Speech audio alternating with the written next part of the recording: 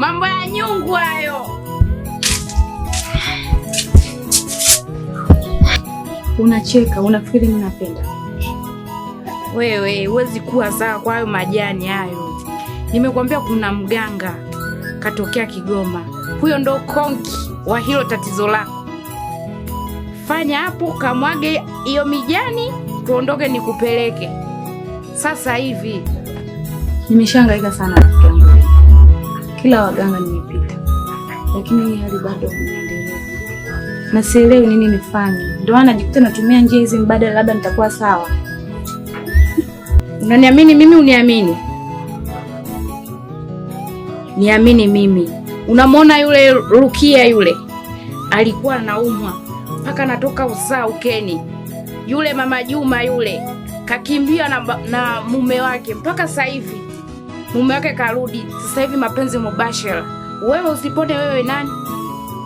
Jiandae hapo twende nikupeleke sasa hivi shoga yangu. Basi sawa rafiki yangu. Ila kuna hela mimi naitegemea, baadaye ndio nitaipata. Wewe, hela unaitegemea wapi wewe? Mdanga wetu mmoja tu tunapata hela. Wewe fanya ujiandae hapo, pendeza tuondoke. Hela tunaipata sasa hivi. Ujiandae. Haya ndo mambo sasa. Haya fanya twende shoga yangu.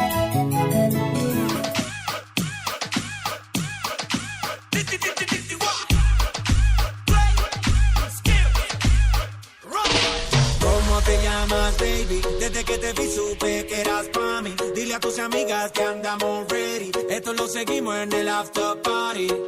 ¿Cómo te llamas, baby? Desde que te vi supe que eras pa' mí. Dile a tus amigas que andamos ready. Esto lo seguimos en el after party. Calma, yo quiero ver cómo ella lo menea. Mueve ese boom boom girl.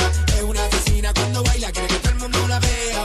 I like your boom boom girl. Con calma, yo quiero ver cómo ella lo menea. Mueve ese boom boom girl. Tiene adrenalina, mete la pista, penteame lo que hicimos en el after party.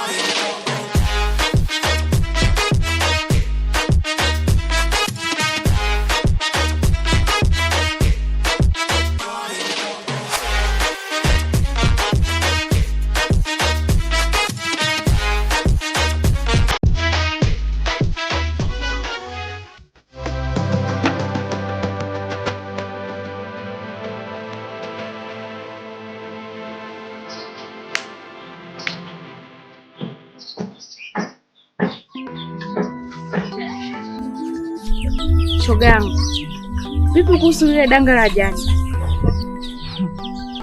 Ndugu zangu, yaani sipati hata kuwasimulia hichi kitu. Na sidhani kama mtaniamini kwa hichi nitakachowaambia. Halima mdogo wangu, hawa utaki tugawane makoto uliyopata jana. Jana baada ya kuingia mimi bafuni kwenda kujiandaa, narudi room na mkuta Richard ameondoka.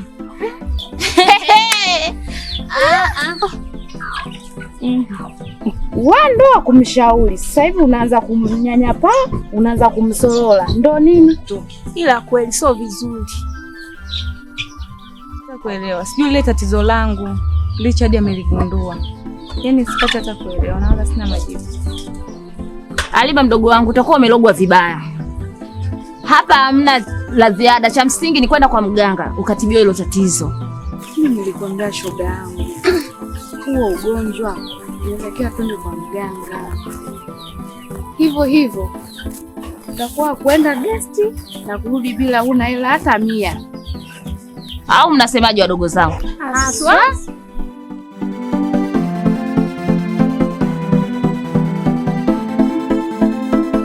Niambie jamangu. Jana tulivyoachana kazini, mimi nikawa nimekuja nyumbani hapa, nikaoga zangu, nikasema ngoja niende zangu club. Siri moja ambayo nataka nikwambie, nadhani hutuniamini. Nimekutana na mpenzi wako Sasha, yule ambao unamsemea wewe kuwa unampenda sana. Kumbe yule demu anajiuza. Sasha anajiuza? Sikiza jamangu, au unaanza kunisnichi? Mimi sikukatalii kuishi naye, lakini tambua kuna magonjwa. Jamangu, hichi kitu sio rahisi kukiamini. Na Sasha mimi namjua. Yaani bado serikali inakuhitaji nguvu kazi, kwa hata wazazi wako wenyewe wanakutegemea. Sasa unaona tukikupoteza kirahisi rahisi, sitakuwa ajabu. Ila sawa, talifanyia ufumbuzi.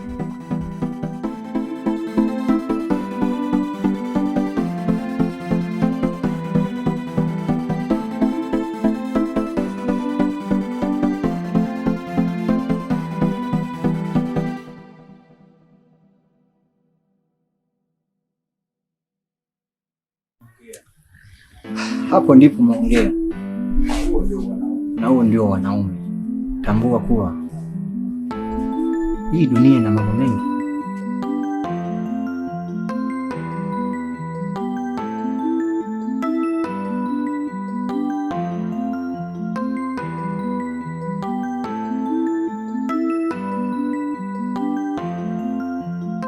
Leo ni wakati gani unaopitia kwa sasa Halima? Lakini unajua umetumia pesa nyingi sana kwa ajili ya mambo yako ya kwa waganga na hakuna chochote ambacho umefanikiwa. Ni kweli, lakini mimi nahisi njia sahihi ya kupona kwangu ni kwenda kwa mtaalamu. Sioni njia nyingine yote ile kusema mimi nitapata tiba saizi.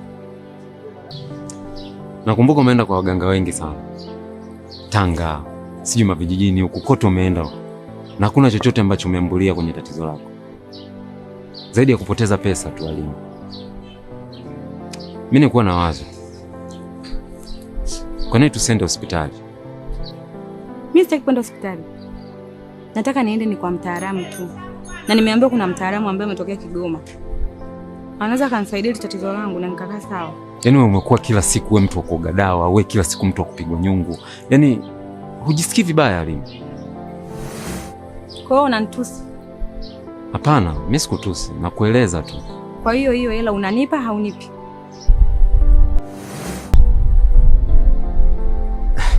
Sawa, lakini kwa sasa mimi sina pesa. Nimekukabidhi wangu moyo, nimekukabidhi wangu moyo, ninakupenda sana. Kila siku tukikutana, kesho kutwa, mwezi ujao, mpaka miaka 10, mpaka nife. Hivi unajitambua kweli wewe mzee Kisamba? Nilikuwa nakuheshimu sana, nakuja hapo ofisini kwako ili unipe dawa kunisaidia kwenye biashara yangu. Wewe leo kunitaka mimi. Yaani sina muda wala sina shida kuwa na wewe. Kwanza sina haja ya kutembea mimi na mganga. Umenielewa eh? Hebu unaniangalia vizuri. Tena najishikilia wewe mzee. Sikia sasa. Wewe unanikatalia sasa hivi. Najua utakuja. Alafu mimi najua cha kukufanya. Hivi unajitambua kweli wewe? Unanisaidia mimi naleta pesa yangu pale. Bila sisi utaishi wewe. Naleta pesa yangu mimi kwa ajili ya mimi nijikize mahitaji yangu. Yaani kwa hiyo hapa tunasaidizana. Sina muda wala sina shida kwa na wewe. Tena leo ndo nakupa jibu, sikutaki. Penzi likajaroa, watu wakanicheka, wakaja nizomea. Nimekukabidhi wangu moyo, nimekukabidhi wangu moyo, nimekukabidhi wangu moyo, nimekukabidhi wangu moyo, nakupenda sana, nawe unanipenda bwana, kwa mwingine sitokwenda, wewe ndiye wangu mchumba. Mimi nakupenda sana, nawe unanipenda bwana, kwa mwingine sitokwenda, wewe ndiye wangu mchumba. Umefuata nini hapa?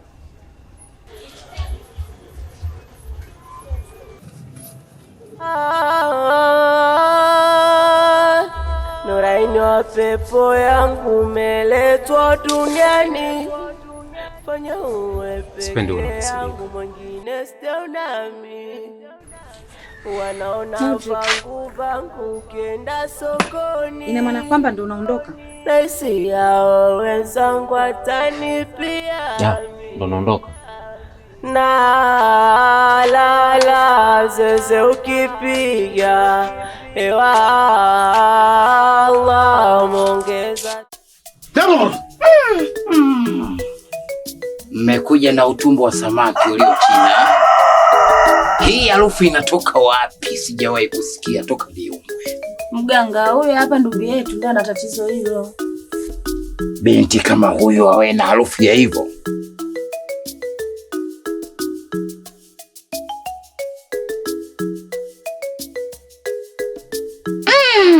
Atakuwa karogwa mganga huyo. Shika pembe ile. Shika ile pembe. Usiogope.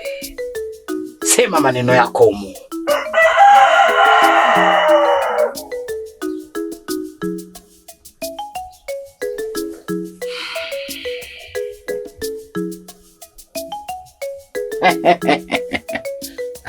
Sawa wakubwa.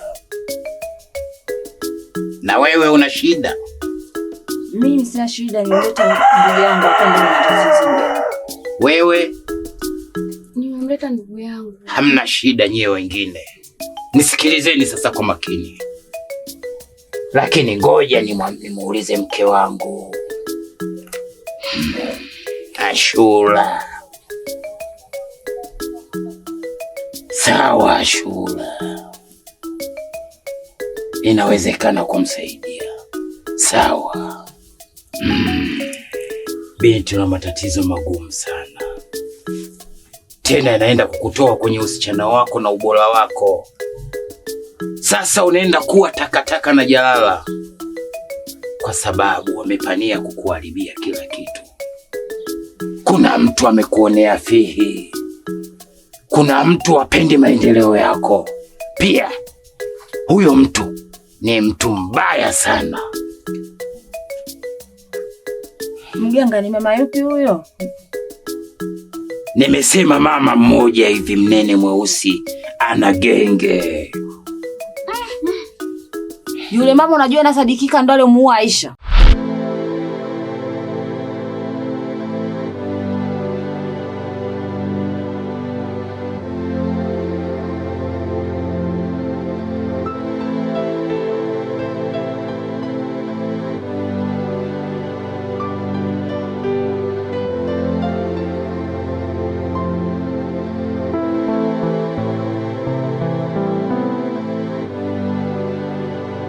Iliyobakia utamwekea na jioni aoge. Mama Nzo, unaamini dawa kweli itamponyesha mdogo wangu? Na imani hii dawa itamsaidia sana, kwa sababu hata mtoto wa mdogo wangu aliitumia, na sio yeye tu, ni watu wengi tu. Basi tutashukuru. Mwenyezi Mungu atapomsaidia. Haya basi acha mimi niwaache. Msalimie sana Nzo. Haya.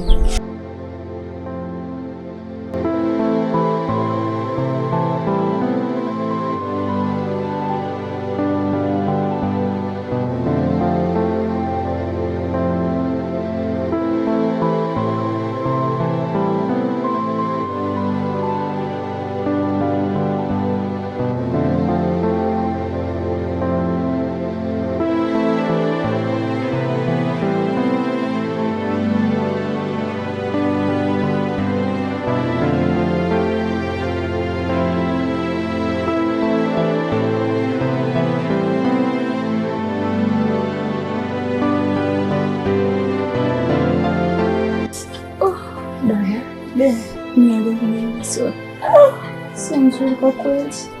Yaani dada huko ukeni saizi damu na usamu nazidi kutoka. Mimi sijui kama nitapona. Mdogo wangu, muamini Mwenyezi Mungu, yupo, utapona. Kwa hiyo ina maana dawa zote toka tuanze kuhangaika hazina manufaa kabisa kwako. Wewe naomba ulale ili nikakuletea chakula ili tuangalie na mambo mengine mdogo wangu.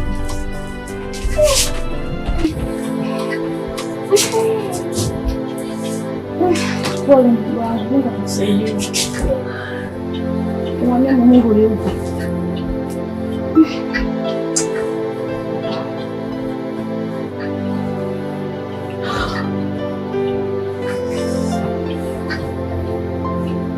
Ndio ndugu wangu, ndio atakutia chakula.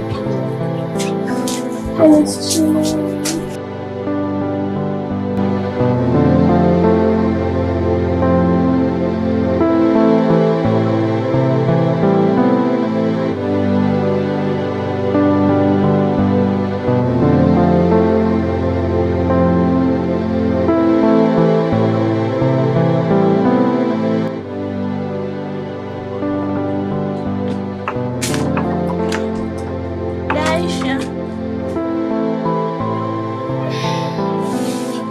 Daisha. Daisha. Daisha. Daisha.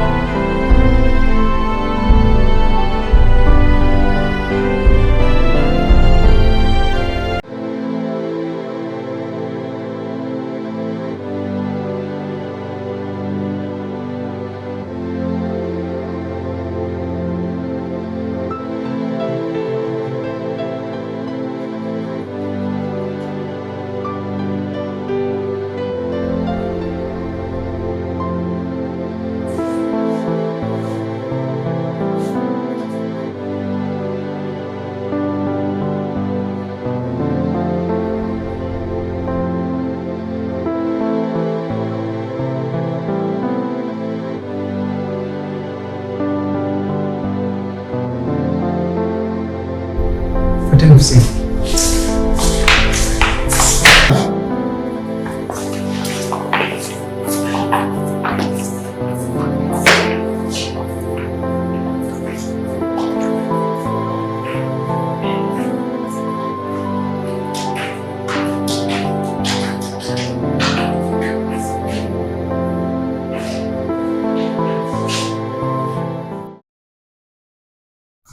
Karibuni sana. Dokta, tunataka kujua hali ya mgonjwa wetu anaendeleaje? Aha, ndio mgonjwa ambaye anaitwa Aisha Abdrahman. Ndiyo. Sasa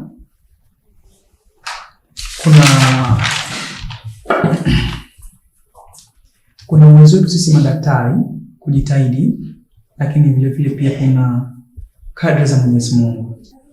Nasikitika mgonjwa amemleta akiwa katika hali mbaya na mmemchelewesha. Kwa bahati mbaya mgonjwa amefariki.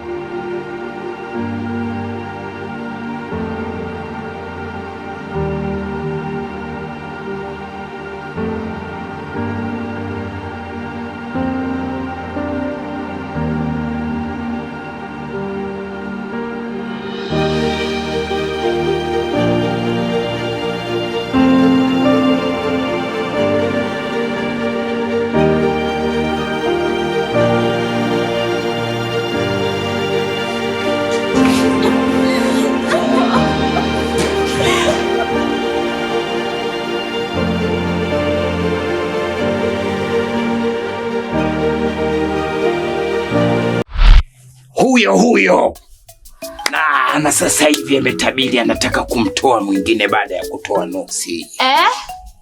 Kweni makini, wachawi watu wabaya sana.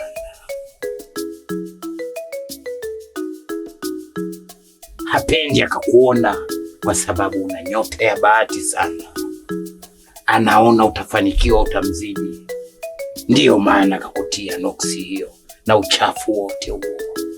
Sasa mnatakiwa mnipe kifungua mkoba, maana yake maokoto. Zingatia maokoto mama, zingatia.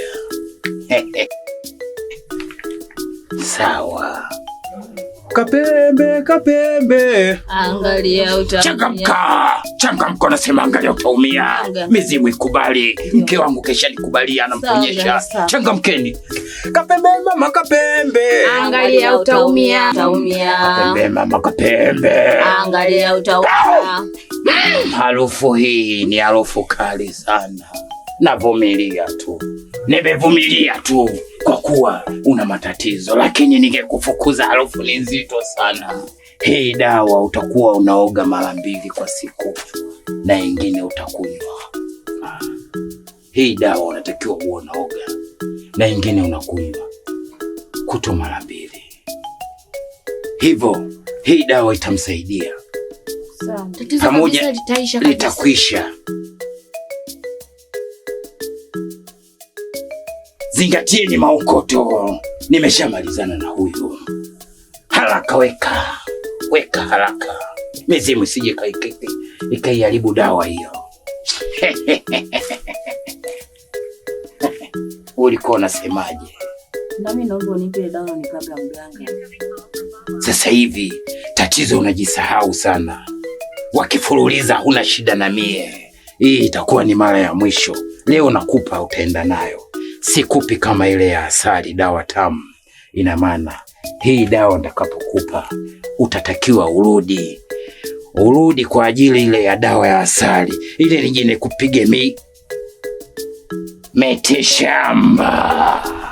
Tengenezaga ni ile ila rudia, nenda kafanya sasa. Tilipu hii unatakiwa uoge mara 7, sio mara 3 tena. Nazikubali dawa zako mganga. Zinatoka mbali hizi. Mmemwona Ashura huyu? Anaishi katikati ya bahari kwenye miamba. Ananiletea. Haya ni mavi ya nyangumi haya. Dawa zako ni hatari. Mnaweza mkatoka. kwa mganga wake. Msiangalie nyuma ukishachukua dawa wala msiage, umesikia?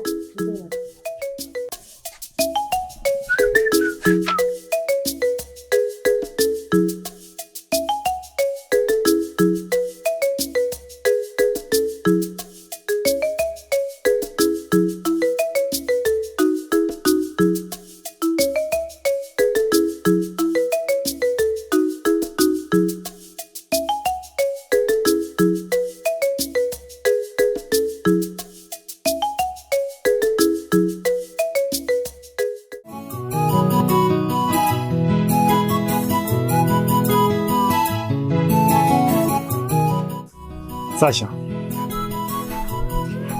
ni muda mrefu sana nishakutamkia kwamba nakupenda, lakini mpaka leo hii hujanipa jibu langu.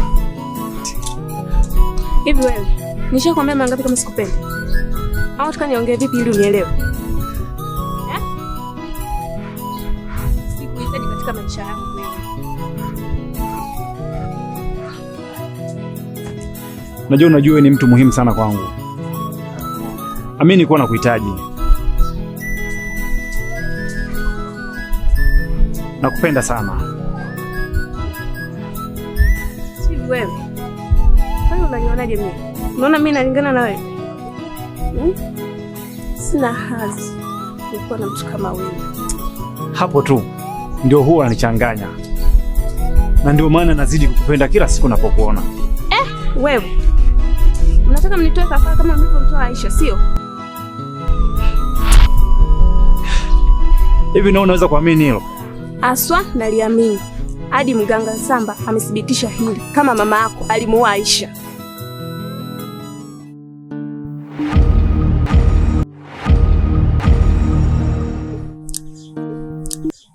Unajua kwa kwamba wewe ni mtu muhimu sana kwangu. Hivyo basi, napenda nisikie jibu langu. Unataka jibu lako? Ndio, nahitaji jibu.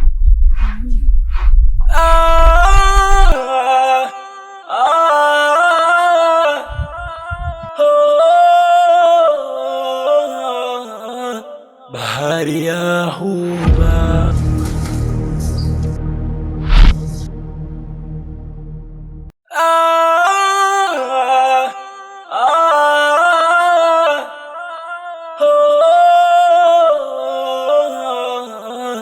bahari ya huba ni yenye mahaba, tulipokutana na tukapendana. Ni bahari yenye upeke, ni bahari ya utulivu, ni bahari yenye upepo uvumao taratibu. Usijelitia doa, penzi likajaroa, watu wakanicheka, wakajanizo. Ama kweli nimeamini simba akizidiwa ula nyasi. Soe nimemkuta Soe na kidem chake. Soe na dem? Soe nimemkuta na kidem chake yule Sasha. Tena anajiriza. Sasha huyu timu ya Johari? Huyo unaomjua wewe.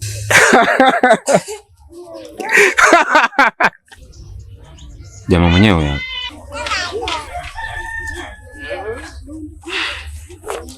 Oya mwamba, mwambie demu wako Halima akae mbali na familia yangu, la sivyo utakuja nifanyie kitu kibaya, hutoamini maisha yako. Oya mwanangu, kaza, wewe mtoto wa kiume, acha umbea.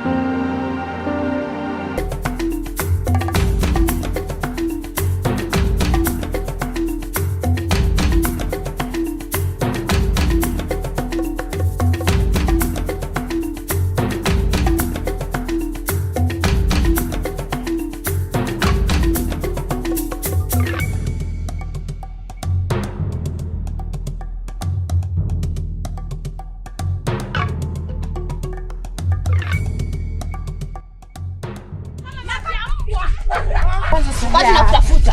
Hivi wewe mama wewe, kwani unapenda kuchezea kwa watu? Yaani wewe unakologa mimi ugonjwa wa kunuka wewe kwa ajili yako wewe.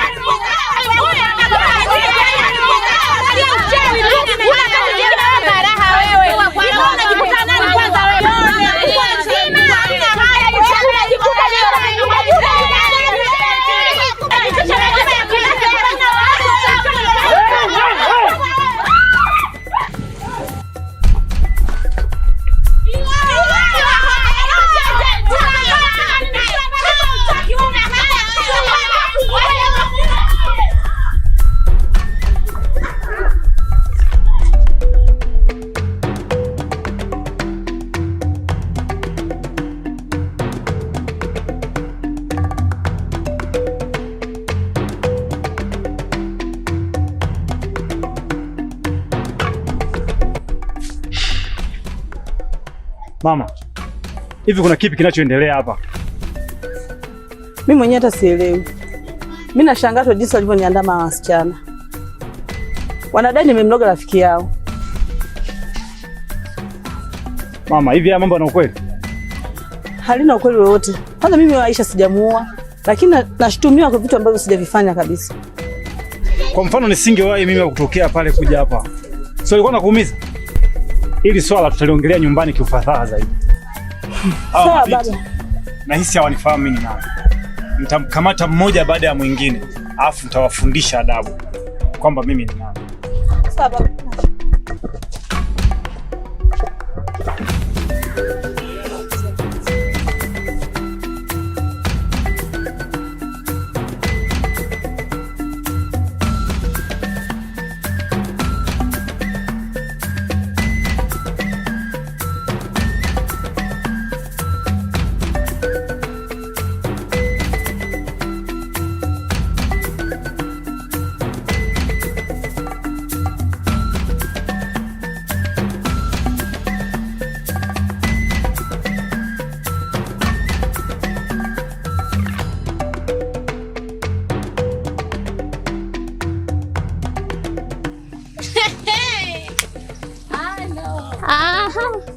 Afadhali tumekuona. Shusha hiyo ndo mama.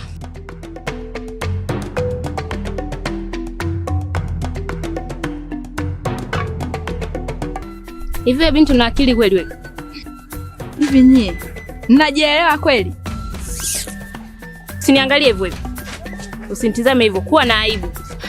Wanashirikiana na mamake. Lazima shirikiana na mamake. Sasa ushaona wapi mtoto mama anakuwa mchawi? Mtoto sio mchawi, maana yake nini? Hivi mna aibu kweli wewe? Mnakaa mnatulumbisha sisi tulali usiku, mahangaiko usiku. Yaani tukiamka tunaumwa, migongo inauma. Kumbe mnatubeba mnaenda kutulimisha, si ndio? Mnajielewa kweli? Au hamna utimamu? Kweli. Utimamu? Ngoja nikuoneshe utimamu wangu. Wewe una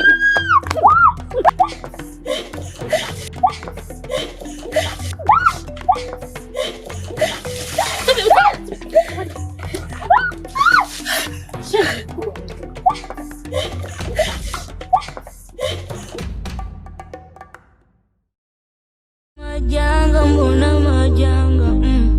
Mie naogopa. Leo nimepata kisanga, maiti au inaongopa. Hasira hasara jamani, yamenikuta. Siku ya pili sijalala nikisinzia, maiti inaniamsha. Siku za mlia, wapi nitakimbilia? Kote kuna kuta, nabaki nalia. Kichwa nimeshika.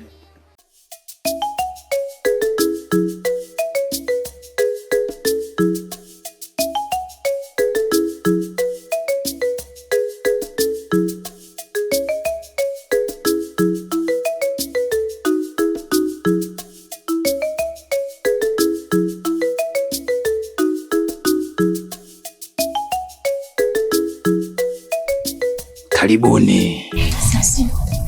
Asante. Nawasikiliza na kazi nyingi sana. Mtaalamu ndo tumekuja kuchukua ile dawa. Mmekuja kuchukua dawa. Tena mambo yenu yatanyooka vizuri tu.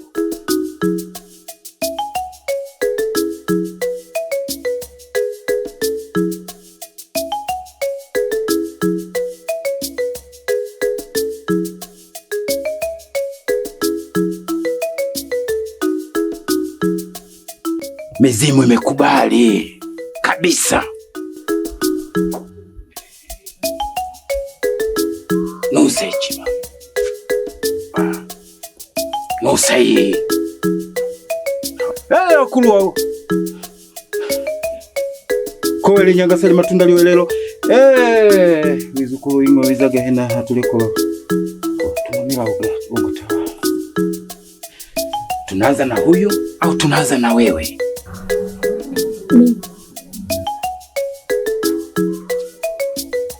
Hey! Kula na doto na wakashinde wote ndio simalu. Tafanikiwa mama.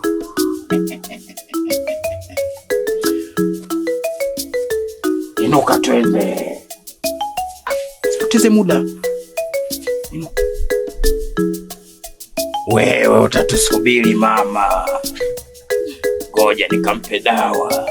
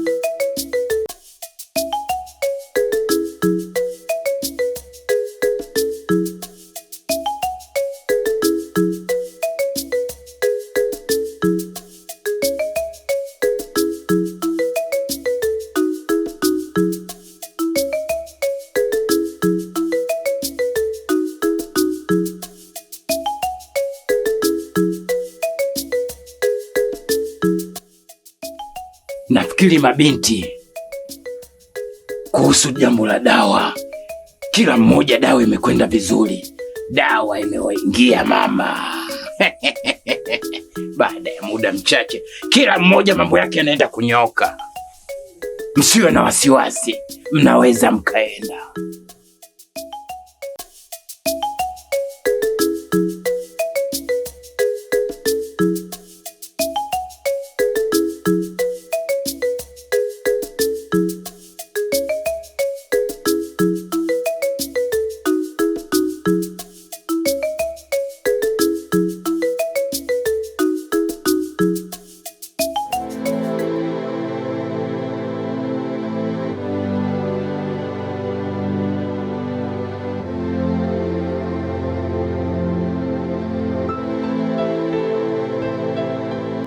Umepata na nini?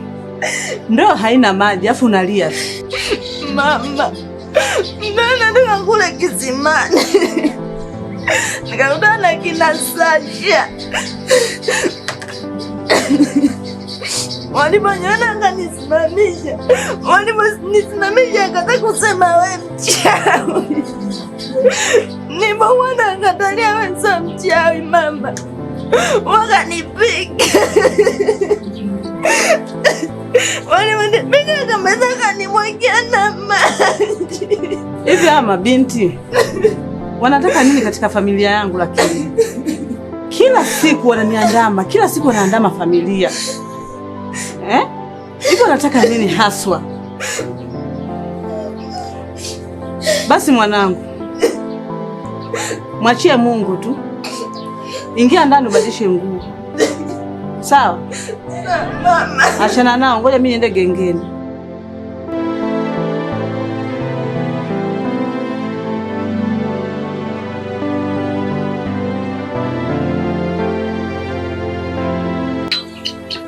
Dada, niambie ndogo. Hali bado inazidi. Alima ndogo wangu. Ni makali sana. Nyamaza ndogo wangu. Mimi naona hapa hamna cha ziada.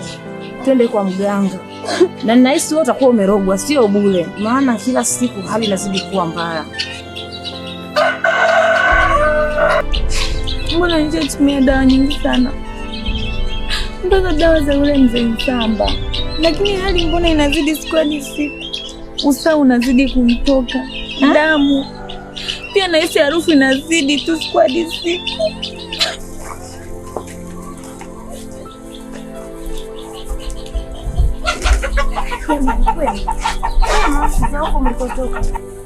Zauko hata sio poa shoga. Sio poa kivipi? Wakati tunaelekea kule kwa mzee Msamba, tukakutana na yule mtoto wa yule Kigagula, yule tule mchapa juzi hapa. Shoga, kwanza vile kinazalo kama mamake, tunamsimamisha kama atusikia tuelewe. Ndipo pale pa kumshushia kisabu. Na wajua dogo zangu anawachezea wajui. Nyinyi ndio watu wa mjini. Anauliza namba zingine asizozijua wala zifahamu. Hapa amepamia. Tumempiga. Tumezaba. Yaani hana amna sisi. Hii namba nyingine mama tumempa kichapwasi. Sasa tamfikishia mama yake. Hajui kama hii ni miti mikavu haichimbwi dawa.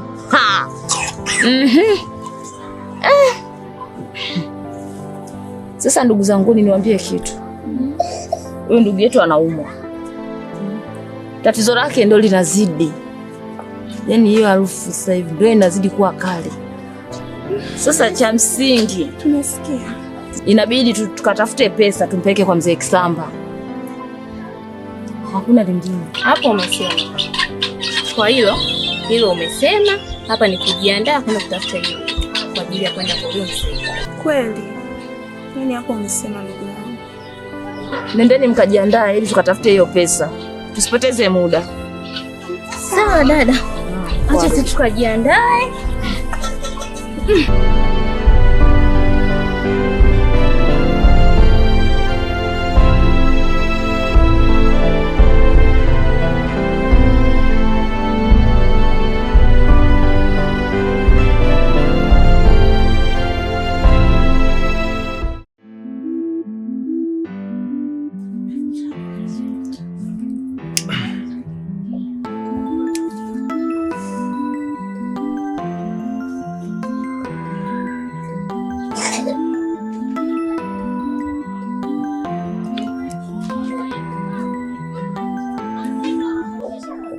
Mama, hivi stori nazosikia mtaani ni za kweli au? Mwanangu, mimi mwenyewe sielewi. Maana nashangaa tu maneno yanavyotapakaa mtaani kwamba mimi ni mchawi. Mimi hata uchawi siuelewi.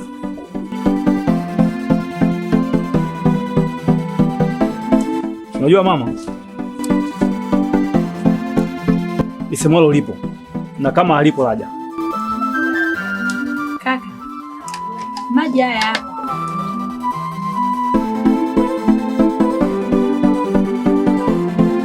Bora useme wewe, manake mimi nimechoka sasa hivi. Kila nitakapopita mtaani, mabinti wenzangu wanasema mtoto wa mchawi, mtoto wa mchawi.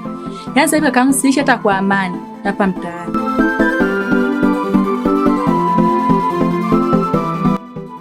Wanangu, mimi hata uchawi siujui. Hata hali zipasuke nifukie. Siujui kabisa. Hayo ni maneno tu ya mtaani. Sikia bi mkubwa, nafanya uchunguzi wa hili swala.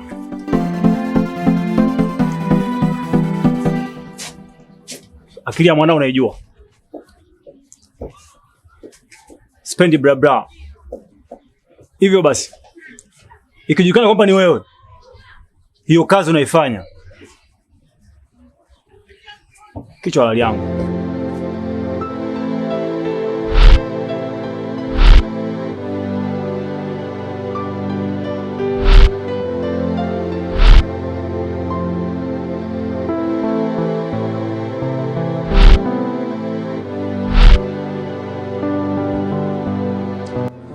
Ikiwa sio wewe, basi anayetapakaza haya maneno na kuyasambaza, kichwa chake halali yangu.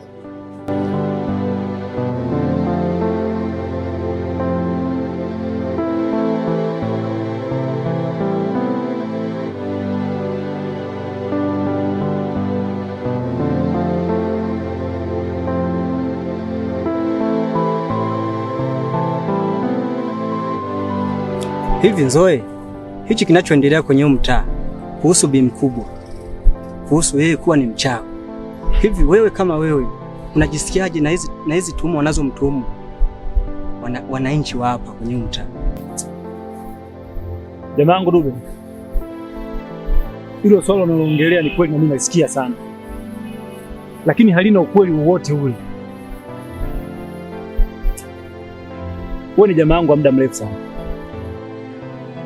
tumekuwa wote tukicheza kwenye kitaa hichi kimoja, lakini hata siku moja nilishawahi kusikia bi mkubwa kafanya tatizo lolote hilo. Unajua kitu ambacho wewe ukijua, hata kama bi mkubwa anafanya kitu, wewe hawezi kukwambia moja kwa moja, lazima atakataa kabisa. Kwa hiyo hapo ni kuwa makini na kwenda kumshauri. Kama hizo tabia nazifanya, hawezi kukuziacha. Hapana jamaa wangu, naamini toka zamani tulikuwa tukicheza sehemu hiyo tukiwa bado wadogo. Ulikuwa ukija nyumbani ukinywa maji na ukila, na siku nyingine tulikuwa tukilala ghetto moja. Leo hicho kitu unakiaminije? Hakuna ukweli hapo. Ila kweli mwanangu, ila sasa sijui hata nisemeje, kwa sababu hebu tuendelee na mambo mengine tu. Tuendelee na stories zingine, si unajua?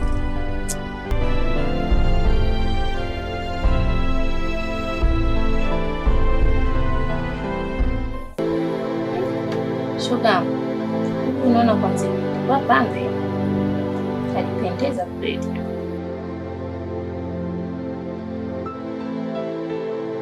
Nani ulikuwa pambe hizo?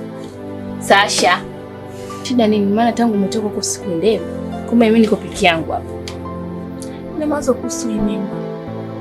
Yaani hata sielewi. Na hiyo mimba ni ya nani?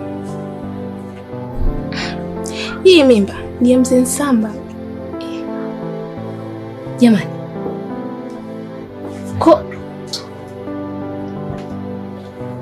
Hebu kwanza mimba tu. Kwamba unasema mimba ya Mzee Nsamba? Ndiyo.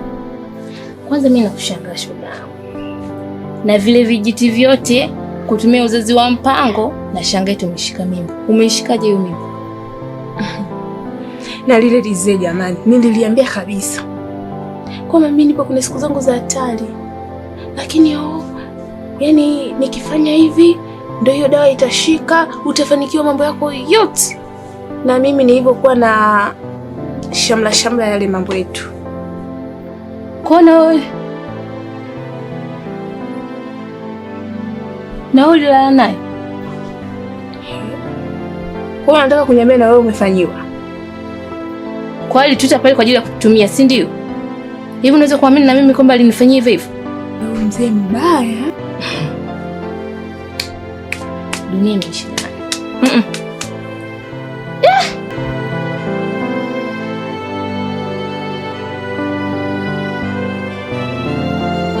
Mpaka nguvu zimeniisha. Nguvu lazima ziishi, wewe unafikiri bure?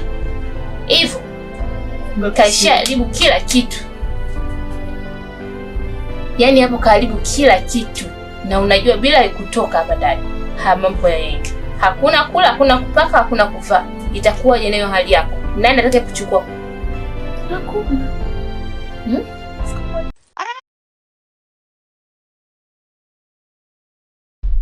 Shikamoo.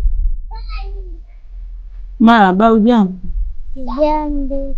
Karibu. Asante. Naomba maji ya kunywa. Maji ya kunywa. Wewe mfuatie.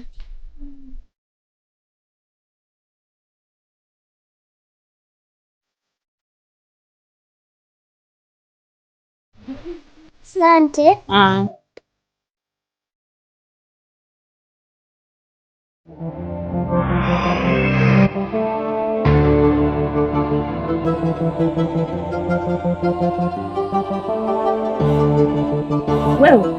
Wewe mtoto wewe.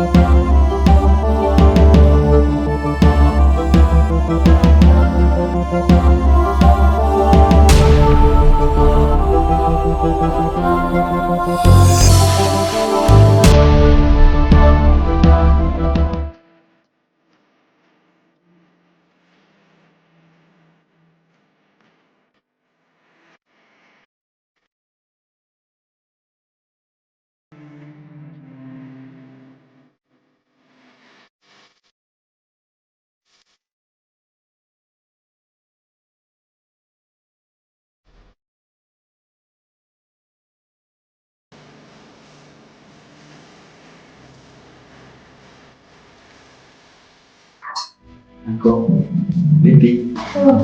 Anaendeleaje? Uko vizuri kabisa? Acha. Uko vizuri?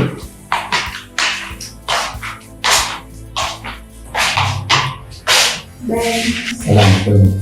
Kwema. Yaani mzazi wa mtoto? Ya, mimi mzazi wake kwa maana mtoto dada yangu. Maana ni mjomba wake. Sawa. Sasa ayakesha kwa sawa. Leo nawahusu. Ila mkitoka hapa inabidi mweke kwenye dirisha ya dawa, then mtaenda kulipia kwenye dirisha ya pale la Marito. Sawa, shida ilikuwa nini hasa? Shida yake alikuwa na malaria. Na malaria yake ilikuwa kali. Kwa hiyo sasa iko sawa. Ikitokea shida yoyote maybe nitamleta. Sawa, mimi hapa nikushukuru. Kama ndio mkasaa basi nikushukuru. Karibuni tena.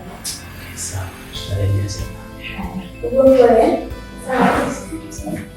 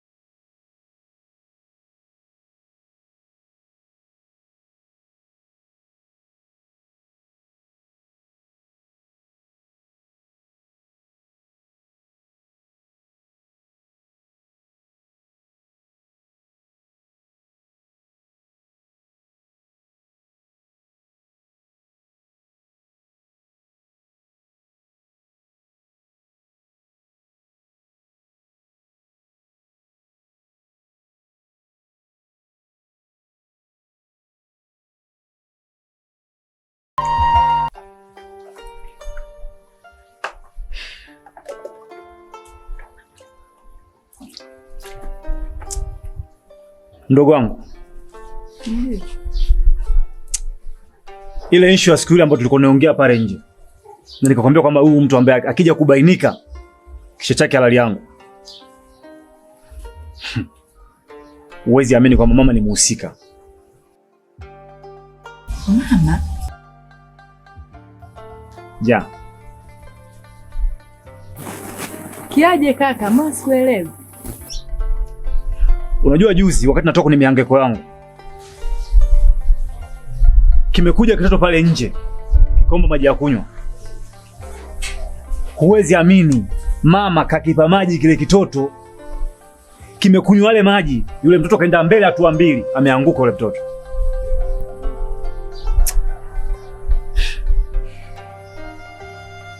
Yaani mdogo wangu, nimebaini kwa kwamba mama anahusika kwa kila swala linalofanyika mtaani hapa.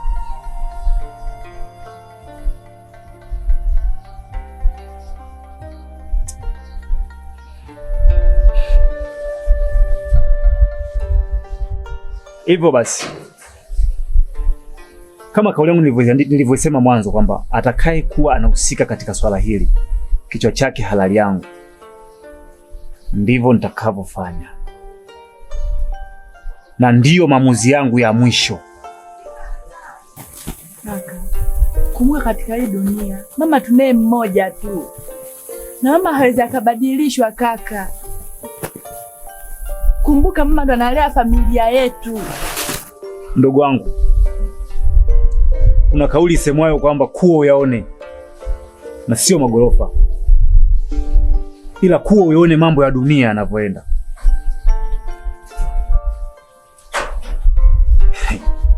Kumbuka tabia ya wachawi, kila baada ya mwaka ni kutoa kafara. Kama anaweza kumtoa rafiki yako kipenzi, iweje wewe au iweje mimi ashindwe kunitoa? Hivyo basi, hata haya maisha nayoishi mimi sio maisha niliyokuwa nayatarajia. Sasa ningekuwa zangu mambele huko kwa Madiba, wapi huko Hong Kong, yaani nilikuwa niko mbali sana kwa maisha nayoishi mimi. Lakini unaangalia maisha nayoishi mimi, naishi maisha ya mtaani, maisha ya shida.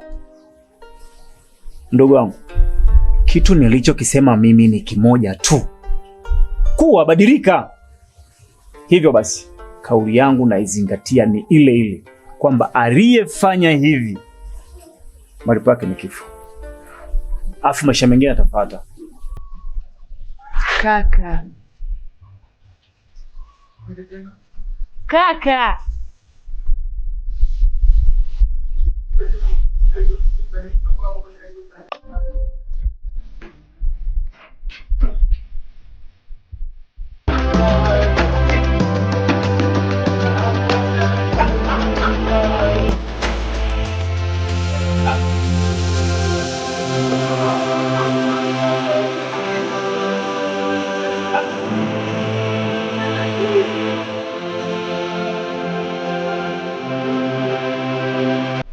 Sasa wewe unamhisi ni nani? Kwa sababu hili swala nimeambiwa na kipenzi wa moyo wangu. Aswa naliamini. Hadi mganga Samba amthibitisha hili kama mama yako alimuoa Aisha. Watu wengi wanaangamia kwa kukosa maarifa, hasa kuhusu hawa waganga wa kienyeji wanaofanya ramli kiunganishi. Sasa huu mguu unaoona hapa, nikaenda kwa mzee Samba na kwenda kuliamsha. Sasa sikiliza nikwambie kitu kimoja. Serikali haiamini mambo ya kishirikina.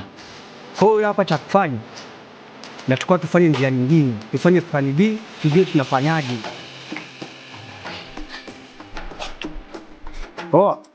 Nzoe.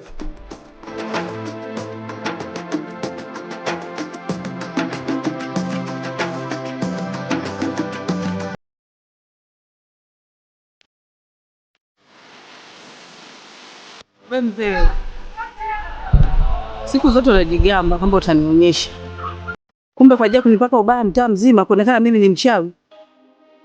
Sasa kwa taarifa yako, mwisho wa ubaya ni aibu. Unao umenizalilisha sana mpaka mimi mwanangu kutaka kunikata panga na kuniua. Ungefaidika nini haswa? Sasa inachofuata ni zamu yako. Yatakuwa kukuta ni makubwa zaidi ya haya. Lione. Zee zima halina hata aibu. Kazi tu kuna ni hii maswala kama mwanamke.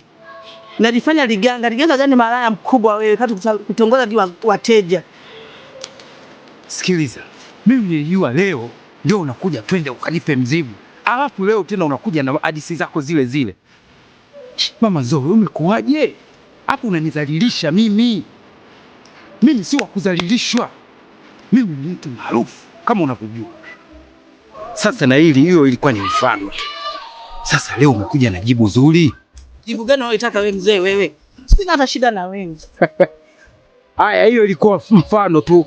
Na nikienda tena naenda kukomeshea zaidi na kupaka mavi zaidi.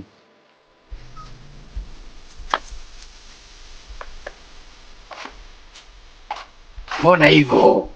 Unaingia bila adabu. Umevaa viatu. Nakosea sehemu ya mzimu. Nakosea kitu gani? Hivi unaona ulichofanya ni sawa? Kwani nimefanya nini? Naomba ukumbuke ile mara ya mwisho. Nilikwambia mimi nipo kwenye siku za hatari, lakini uling'ang'ania tu. Udumkiza hiyo dawa yako. Aliyekutengenezea dawa ni mzimu. Sio ya kwangu mimba. Unakumbuka? Unasema nini wewe?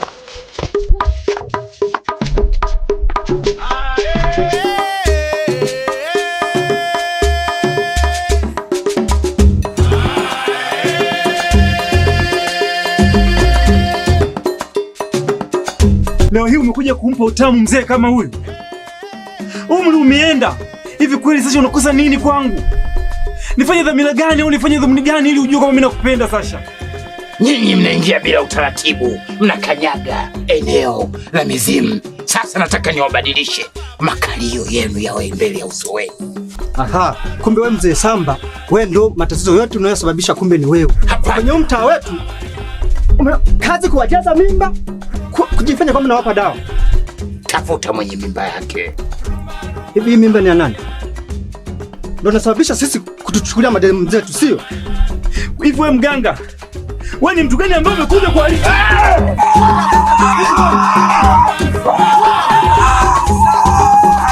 Tafuta mnapata kazi ya simuue huyu mke wangu. Simuue mke wangu je.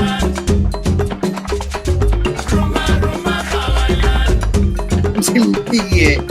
Sasa watajuta. Vita wameanza wenyewe.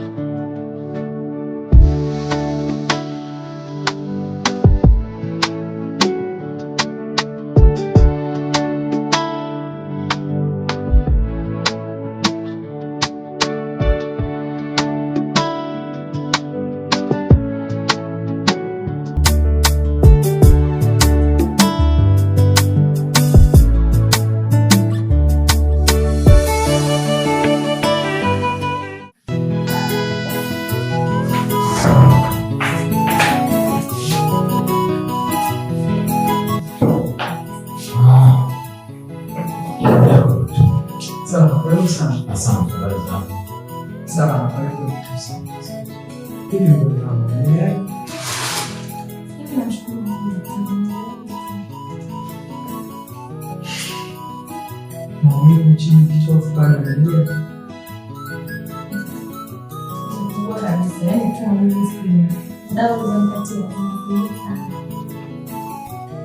Na uchafu umeshakata bado unaendelea.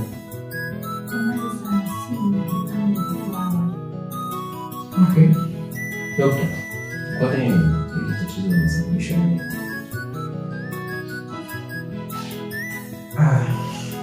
Kama wewe unasema ni magonjwa ya kina mama. Magonjwa ya kina mama ambayo yanasababishwa kufanya ngono zembe. Ambayo kuta mwanamke anajua ngono zembe moja. Kiachana na ngono, wanasema yako magonjwa ya diabetes. Ambayo yanasababisha mwanamke pia kutoa harufu za siri. Na mwisho siku ya sana. Haliwezi kumsababishia madhara labda kwenye kizazi. Kwa kuwa umefika mapema na swala hili limeshughulikia mapema, kama msingefikisha mapema angepata kansa ya kizazi na mwisho wa siku akapata mtoto kwa shida kabisa, maana ikiwa kati kizazi kitatoa kabisa. Mimi binafsi nashukuru sana kwa sababu nimewahi kuja hospitali mengi watapoteza maisha, lakini kulingana na dawa ambazo nilizompatia na mwenendo wa daktari anaelekeza uchafu umekata, basi nitampatia dawa kuziweza kusafisha ili awe katika hali ya kawaida. Sawa, daktari, sisi tunashukuru sana. Asante sana. Pia napenda kuwakaribisha katika hospitali yetu ya Ipata ya Suluhu. Asante sana. Haya, karibu sana. Kazi njema.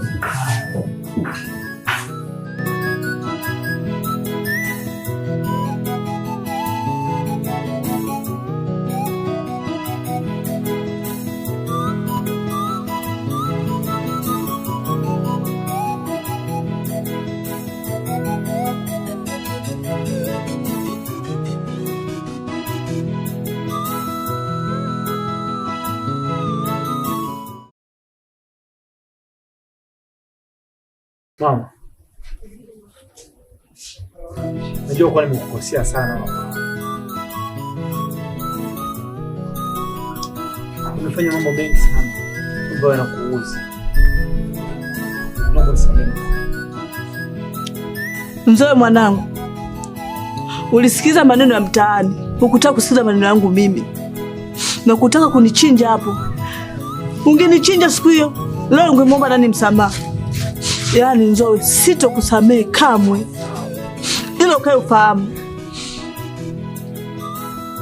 Hakuna mtu mwingine nipaswaye kumwomba msamaha isipokuwa ni wewe mama yangu. Naumia sana kwa yale yote niliyoyatenda kwako mama. Najutia pia kwani mimi ni mtoto mkosefu kwako. Hivyo basi mama, naomba unisamehe mama. Kumbuka hii dunia ina mambo mengi sana. Hata kama ingekuwaje, kumbuka huyu ni mwanao, kashatambua kosa lake. Hata kama ingeunyea mkono usingeukata. Msingetokea nyie, leo sikuwa kisha nichinja mimi huyu. Lakini nyinyi ndio mnaonisaidia mimi. Leo anakuja kuniomba mimi msamaha. Sitokusamehe, yaani ukae ujue na rafiki yake, sitomsamehe mimi huyu. Nimejua makosa yangu mama. Naomba unisamehe mama yangu. Nilivyokuwa nakwambia mama, msamehe kaka. Kumbuka kuna hii dunia hata wawili tu mama. Nao ndo kakaangu, ama jicho yangu la pili mama. Naomba msamehe kakaangu. Wewe, mara ngapi kwa kuja kulalamika hapa? Marafiki zako wanakuzonga kule, mimi ni mchawi. Lakini uko kija kuniuliza na kuelewesha na unanielewa. Kwa nini yeye asingenielewa? Naomba msamehe kakaangu. Ametambua makosa yake mama. Nzoe mwanangu, nakusamehe. Ila siku nyingine unaposikia jambo utafakari kwanza kichwani na ndio ufanye maamuzi. Leo ungekuwa umenichinja, ungeniomba nani msamaha? Asante mama.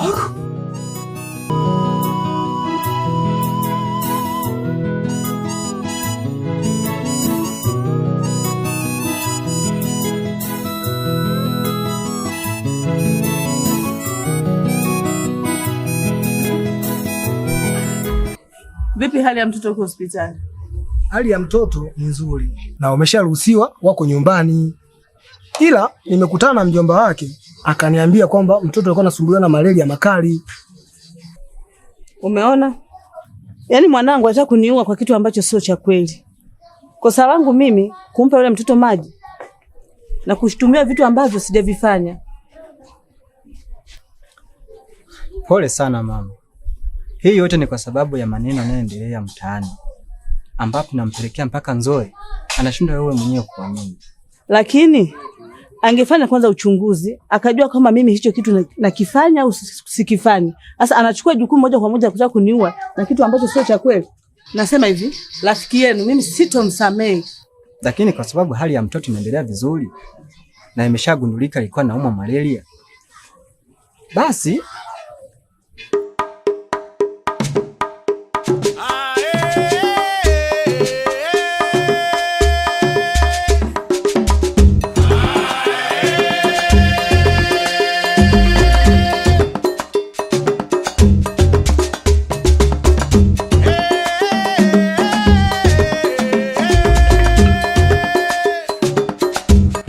habari ya nyumbani. Nzuri. Shikamoo pasa. Mama, heri. Hivi habari zinazoendelea hapa mtaani umezipata? Sijazipata. Unatafutwa. Tena unatafutwa sana. Natafutwa na kina nani? Na wateja wako. Hivi ndio umefikia huko? Tena sasa basi. ni wale wateja wako uliwapa mimba. Sasa basi tena unatafutwa na yule Nsowe na kaahidi anakukata kichwa. Kama uganga ndio huu mzee wa kudanganya mabinti wazuri wazuri na unapiga mzigo, na mimi nitakufuata mzee, uje unifundishe. Unajua sisi vijana tunahangaika sana mzee. Mimi naenda, sina muda wa kupoteza. Leo hii lazima nisafiri niondoke kabisa katika mji huu. Leo nimepata kisanga maiti au inaongopa. Hasira hasara jamani yamenikuta. Vipi mdogo wangu?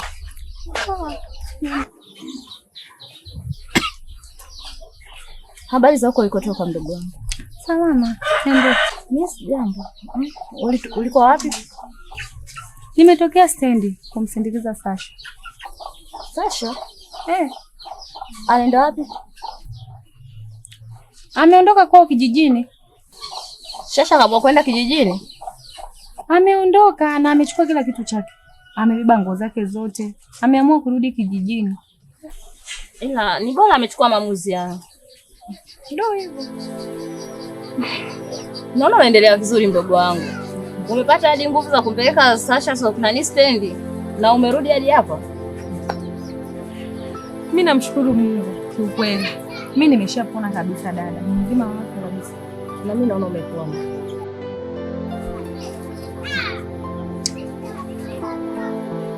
Wewe unafikiri na ile mimba anaipeleka wapi? Ni bora tu arudi kwao. Kuna wakati hatupasi kuamini waganga wa kienyeji. Unaweza ukaangamia kwa kuamini kwa umerogwa.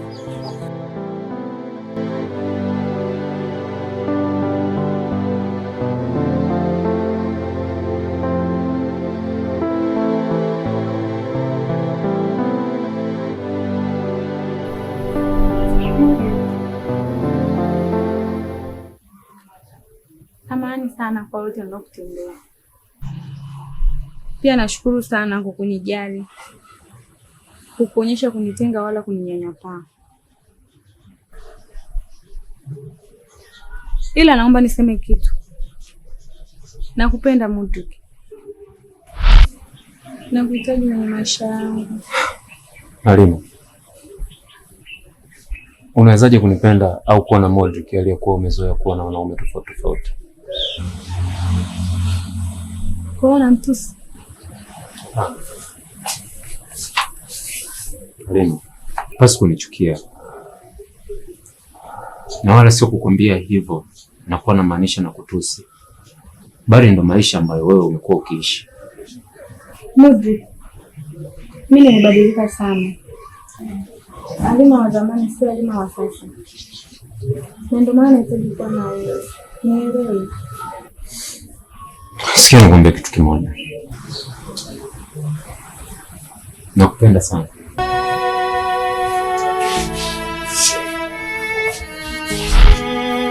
Nakupenda. Ila naomba unirudi. Kuwa hautarudia tena kufanya ile biashara uliyokuwa unafanya. Bahari ya huba ni yenye mahaba, ndo tulipokutana na tukapendana. Ni bahari yenye upeke, ni bahari ya utulivu, ni bahari yenye upepo uvumao taratibu. Usijelitia doa, penzi likajaroa, watu wakanicheka, wakaja nizomea. Nimekukabidhi